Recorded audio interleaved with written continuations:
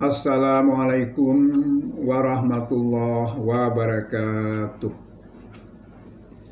Alhamdulillahillazi arsala rasulahu bil huda wa dinil haq liyuzhirahu 'alad din kullih walau karihal musyrikun.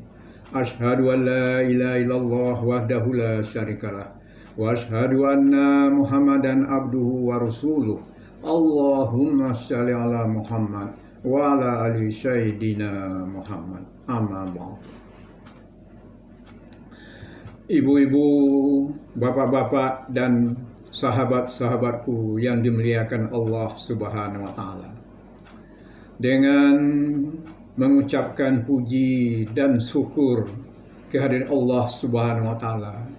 Karena dengan segala rahmat, kurnia dan nikmatnya lah insya Allah kita semuanya berada dalam keadaan sehat walafiat. Selawat beriring salam, marilah sama-sama kita sampaikan kepada junjungan kita Nabi Muhammad sallallahu alaihi wasallam. Allahumma shalli ala Muhammad wa ala ali sayyidina Muhammad. Semoga kita di hari akhirat kelak mendapat syafaat dari beliau. Amin, amin ya rabbal alamin. Marilah kita sama-sama melanjutkan untuk menyampaikan ringkasan tafsir ayat-ayat Al-Quran yang mengacu kepada kitab tafsir Al-Azhar karangan Buya Hamka. Pada minggu yang lalu, kita telah menyampaikan ringkasan tafsir dengan tema ke-21, yaitu Quran diwahyukan Allah dengan perantaran malaikat. Suratnya adalah surat Asy-Syura ayat 51 sampai ayat 53. Pada kesempatan ini kita akan melanjutkan, yaitu masih pada sub bagian yang kedua, yaitu Quran diturunkan oleh Allah dalam bahasa ibu Rasulullah, dengan temanya yang ke-22, permulaan turunnya Quran di malam Lailatul Qadar. Suratnya adalah surat Al-Qadar ayat 1 sampai ayat yang ke-5. Tema ini diambil dari buku Membaca Quran, himpunan ayat-ayat pilihan untuk pendidikan budi pekerti, yang disusun oleh Insinyur Asnawi Hasan MLC, Laksma TNI Purnawirawan. Allah berfirman pada surat Al-Qadar pada awal suratnya, yaitu ayat yang ke-1. A'udzu billahi minasyaitonir rajim. Bismillahirrahmanirrahim. Inna anzalnahu fi lailatul qadr. Artinya, sesungguhnya telah kami turunkan dia pada malam kemuliaan. Maksudnya adalah bahwa kami, yaitu Allah Tuhan sarwa sekalian alam, itu telah menurunkan Al-Quran yang mula-mula sekali kepada nabinya, yaitu pada malam kemuliaan Lailatul Qadar. Diartikan malam kemuliaan itu karena setengah dari arti qadar itu adalah kemuliaan. Boleh juga diartikan sebagai malam penentuan, karena pada waktu itulah mulai diturunkan kitab atau langkah yang akan ditempuh Rasulnya di dalam memberi petunjuk bagi umat manusia. Kedua arti ini boleh dipakai. Kalau kita pakai dengan arti kemuliaan, maka mulai pada malam itulah kemuliaan tertinggi dianugerahkan kepada Nabi Shallallahu Alaihi Wasallam. Karena itulah permulaan malaikat Jibril menyatakan diri di hadapan beliau, yaitu Nabi Muhammad, di dalam gua Hira, sebagai yang telah kita tafsirkan pada surat Al-Alaq. Dan pada malam itu pula lah peri kemanusiaan itu diberi kemuliaan, dikeluarkan dari zulumat kegelapan kepada nur, cahaya petunjuk Allah yang gilang gemilang. Jika kita artikan dengan penentuan, berartilah di malam itu dimulai menentukan garis pemisah di antara kufur dan iman, jahiliyah dengan Islam, syirik dengan tauhid. Dengan kedua kesimpulan ini, sudahlah nampak bahwa malam itu adalah malam yang istimewa dari segala malam. Malam mulai terang benderang, wahyu datang ke dunia kembali setelah terputus beberapa masa dengan habisnya tugas Nabi yang terdahulu. Dan Nabi yang kemudian ini, yaitu Muhammad Sallallahu Alaihi Wasallam, adalah penutup dari segala Nabi dan Rasul, Khatimul Anbiya wal Mursalin. Ayat selanjutnya, yaitu ayat yang kedua, Allah berfirman, wa ma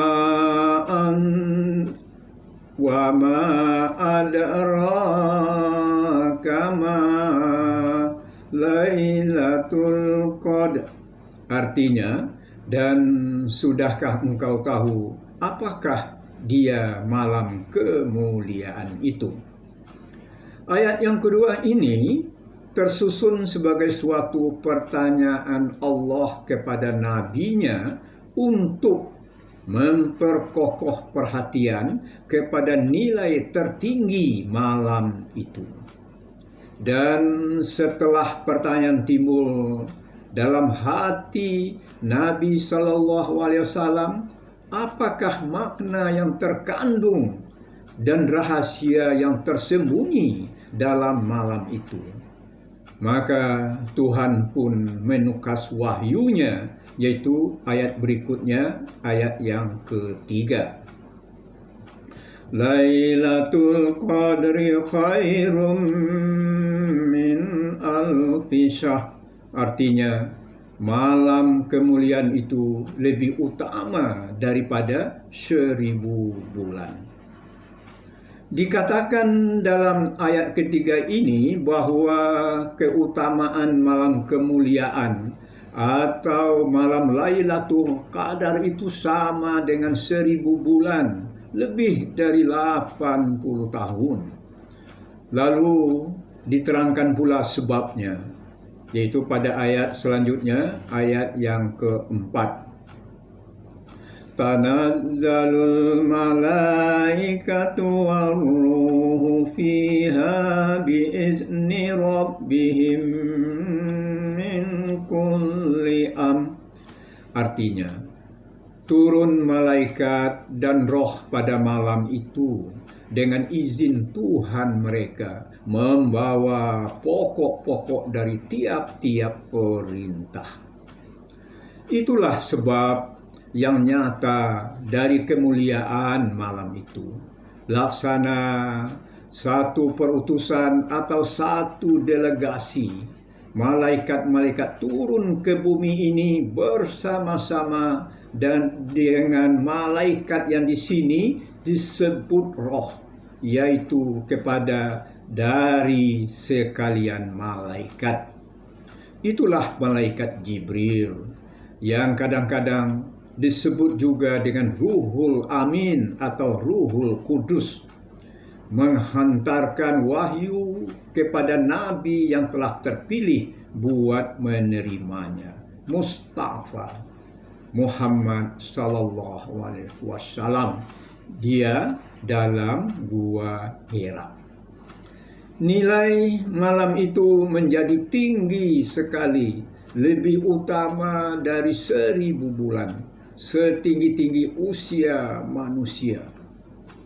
Pada kali pertama dan utama itu, Jibril memperhatikan dirinya kepada Muhammad menurut keadaannya yang asli, sehingga Nabi sendiri pernah mengatakan bahwa hanya 2 kali dia melihat Jibril itu dalam keadaannya yang sebenarnya, yaitu pada malam Lailatul Qadar atau malam nuzulul Quran, itu di Gua Hira.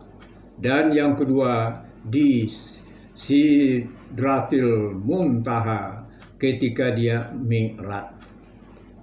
Pada kali yang lain, beliau melihat Jibril hanyalah dalam penjelmaan sebagai manusia, sebagai pernah dia menyerupakan dirinya dengan sahabat Nabi yang bernama Dahiyah Al-Qalbi. Dalam surat Ad-Duhan ayat 3, malam itu disebut juga Lailatin Mubarakatin, yaitu malam yang diberkahi Tuhan. Bismillahirrahmanirrahim. Inna anzalnahu fi lailatin mubarakatin inna kunna munzirin.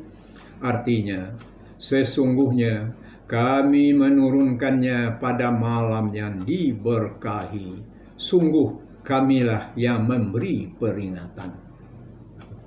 Amat mulialah malam itu, sebab malaikat-malaikat dan roh dapat menyatakan dirinya, dan Muhammad SAW mulai berhubungan dengan alam malakut, dan akan terus meneruslah hal itu selama 23 tahun, yaitu 10 tahun di Mekah dan 13 tahun di Madinah, yaitu setelah lengkap wahyu itu diturunkan Tuhan. Di ujung ayat disebutkan bahwa kedatangan malaikat-malaikat dan roh itu dengan izin Tuhan ialah karena akan menyampaikan pokok-pokok dari tiap-tiap perintah. Setiap perintah akan disampaikan kepada Rasul Shallallahu Alaihi Wasallam. Setiap itu pula lah malaikat dan roh itu akan datang, sehingga lancarlah perhubungan di antara alam syahadah dengan alam gaib. Selanjutnya di ayat yang terakhir, ayat yang kelima, Allah berfirman, Salamun hiya hatta matla'il fajr. Artinya, sejahteralah dia sehingga terbit fajar. Dalam ayat ini bertambah jelas bahwa malam itu adalah malam salam, malam sejahtera, malam damai dalam jiwa Rasul Allah Subhanahu wa Ta'ala. Sebab pada malam itulah beliau diberi pengertian mengapa sejak beberapa waktu sebelum itu dia mengalami beberapa pengalaman yang ganjil. Dia merasakan mimpi yang benar, dia mendengar suara di dekat telinganya sebagai gemuruh bunyi lonceng.